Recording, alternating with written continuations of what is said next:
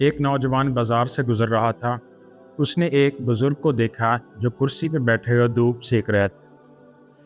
ان کے پاس ہی ان کا پیٹ یعنی کہ پالتو جانور لیٹا ہوا تھا۔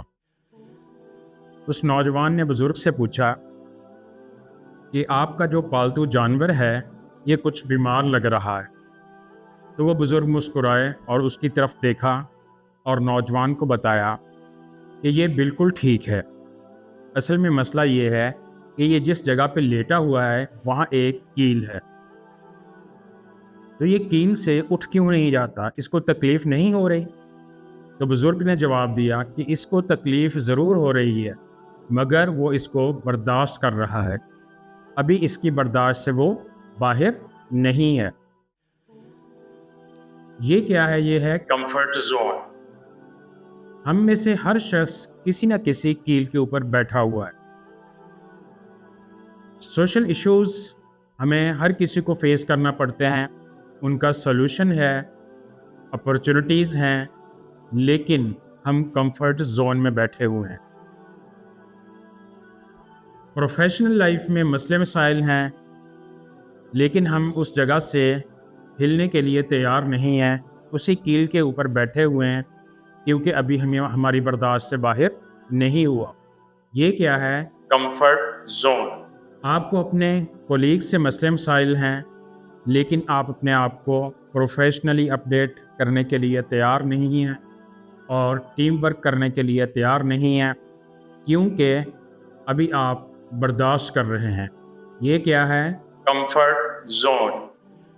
ہمیں ڈر لگ رہا ہے کہ آرٹیفیشل انٹیلیجنس ہمیں ریپلیس نہ کر دے، لیکن ہم نے سیکھنی بھی نہیں ہے۔ یہ کیا ہے؟ Comfort zone. جس طریقے سے کوئی بھی جار کے اندر اگر ایک پودا رکھا ہوا ہو جس کو روشنی نہ مل رہی ہو تو کبھی بھی وہ گرو نہیں کر سکتا، اسی طریقے سے ہم اس جار کے اندر بیٹھے ہوئے ہیں جدھر ہمیں روشنی نہیں پہنچ رہی، تو ہم کس طریقے سے گرو کر سکیں گے؟ حالانکہ ہم سب کے ڈریمز ہیں، ایمبیشنز ہیں، گولز ہیں، لیکن ہم سب کے سب کسی نہ کسی کمفرٹ زون میں بیٹھے ہوں۔ کمفرٹ زون کیا ہوتا ہے کہ آپ جس طریقے سے چل رہے ہیں اسی طریقے سے چلتے جا رہے ہیں، باوجود اس کے کہ آپ کو مسئلے مسائل کا سامنا کرنا پڑ رہا ہے۔ ہم بدلنے کے لیے تیار نہیں ہیں۔ ہم کمفرٹیبل ہیں اپنی انکمفرٹ سچویشن کے ساتھ، ہم نے اس کے ساتھ کمپرومائز کیا ہوا ہے۔ تو وہ شخص، وہ قوم کبھی بھی ترقی نہیں کرتی۔ پروں کو کھول زمانہ اڑان دیکھتا ہے، پروں کو کھول زمانہ اڑان دیکھتا ہے، زمین پر بیٹھ کر آسمان دیکھتا ہے۔ اس شعر میں ہمیں پتہ چلتا ہے کہ اللہ تعالیٰ نے ہمیں پر دیے ہوئے ہیں پرواز کرنے کے لیے، اونچی اڑان کے لیے، لیکن ہم کیا کر رہے ہیں؟ ہم چیونٹیوں کی طرح زمین پہ رینگ رہے ہیں۔ تو ہمیں کیا کرنا ہوگا؟ ہمیں کمفرٹ زون سے نکلنا ہوگا، اپنے آپ کو انکمفرٹیبل کرنا ہوگا تاکہ ہم انفرادی طور پر، ملک و قوم کے لیول کے اوپر ترقی کر سکیں۔ اچھا، ہم کمفرٹ زون میں کیوں بیٹھے رہتے ہیں؟ ہم کمفرٹ زون سے باہر کیوں نہیں نکلتے؟ اس کی 3 وجوہات ہو سکتی ہیں۔ سب سے پہلی یہ کہ ہمیں ان نون سچویشن کا سامنا کرنا پڑ سکتا ہے، اس کا فیئر ہوتا ہے۔ نمبر 2، ہمیں فیئر ہوتا ہے فیلئر کا، کہ کہیں فیل نہ ہو جائیں، کہیں یہ نہ ہو کہ ہم سکسیسفل نہ ہو سکیں۔ نمبر 3، ریجیکشن کا۔ یہ 3 فیئر ایسے ہوتے ہیں جو ہمیں کمفرٹ زون سے نکلنے نہیں دیتے۔ فیلئر جو ہے وہ ہمارا دشمن نہیں ہے، فیلئر جو ہے وہ ہمارا بہت بڑا ٹیچر ہے۔ فیلئر جو ہے وہ سکسیس کا پارٹ ہے۔ Get comfortable with being uncomfortable. آپ اگر سوچیں کہ آپ نے زندگی میں کچھ امیزنگ تھنگز بھی کی ہوں گی، فار ایگزامپل آپ کو کبھی اسٹیج پہ آنا پڑ گیا ہوگا فرسٹ ٹائم، کبھی آپ کو کسی مجبوری کی وجہ سے اپنا سٹی چھوڑنا پڑ گیا ہوگا، یا کسی بھی انفورسین سچویشن کے ساتھ سامنا کرنا پڑ گیا ہوگا، تو آپ نے دیکھا ہوگا کہ آپ نے چیزوں کو سٹارٹ کیا ہے نروس ہوتے ہوئے،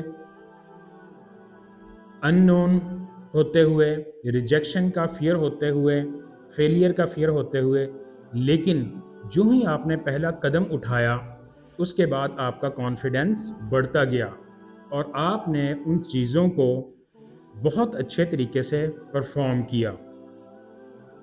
گروتھ جو ہے وہ ہمیشہ کمفرٹ زون کے باہر آپ کا انتظار کر رہی ہوتی ہے۔ کبھی بھی یہ نہیں ہو سکتا کہ آپ کمفرٹ زون میں بھی رہیں، فیئر بھی آپ کے ساتھ چمٹا رہے اور آپ گروتھ بھی کرتے رہیں۔ ہم جو ہے وہ ہر جگہ سے یہ سیکھ سکتے ہیں کہ کس طریقے سے ہم نے کمفرٹ زون سے باہر نکلنا ہے، فیئر کو فیس کرنا ہے، اور اس کے بعد جو ہے وہ ہماری گروتھ شروع ہوگی۔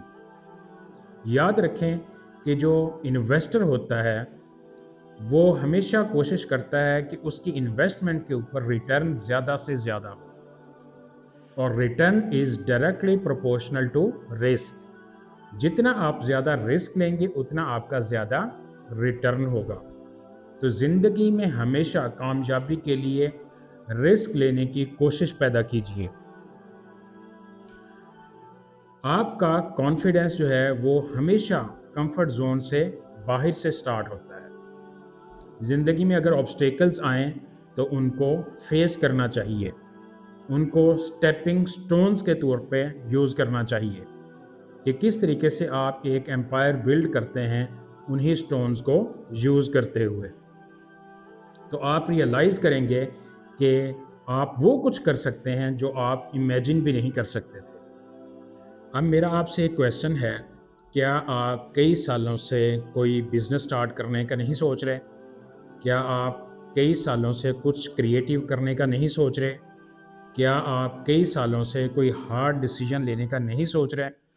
وقت گزارتے جا رہے ہیں کمفرٹ زون میں رہتے ہوئے، لیم ایکسکیوزز بناتے ہوئے کہ شاید ابھی قسمت میں نہیں ہے، شاید ابھی مقدر میں نہیں ہے، شاید کسی نے کچھ کیا ہوا ہے، شاید میں اس قابل نہیں ہوا۔